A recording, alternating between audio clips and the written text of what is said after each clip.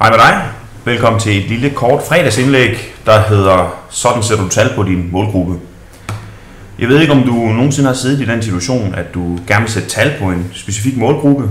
Hvor mange for eksempel går op i fodbold på Sjælland, eller hvor mange synes musicals er det fedeste, som bor på Fyn, eller hvor mange har en videregående uddannelse i Esbjerg, osv.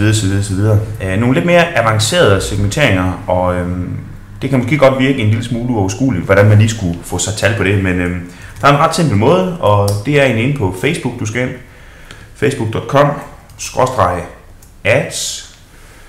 Så kommer den her annonceringsafdeling frem, og der trykker jeg opret en annonce. Og så kommer annonceringsdelen frem. Heroppe der kan jeg oprette en annonce.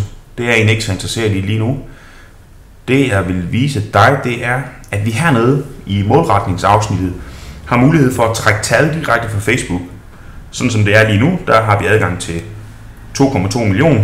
Det er altså folk, der bor i Danmark, som er over 18 år.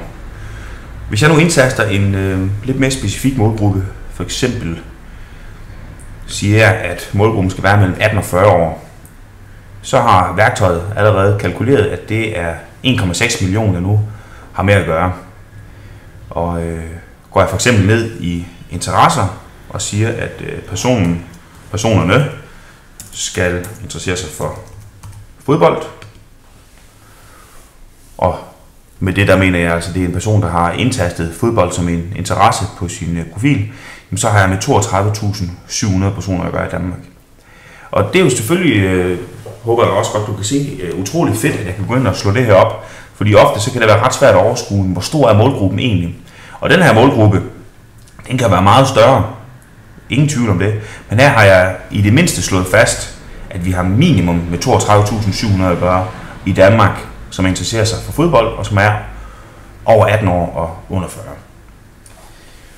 Jeg har mulighed for at segmentere også mere på køn, som I kan se her, mænd, kvinder. Jeg kan gå ud og segmentere på yderligere interesse. Jeg kan også gå ud og segmentere på uddannelsesniveau, og hvilken virksomhed personerne er ansat i.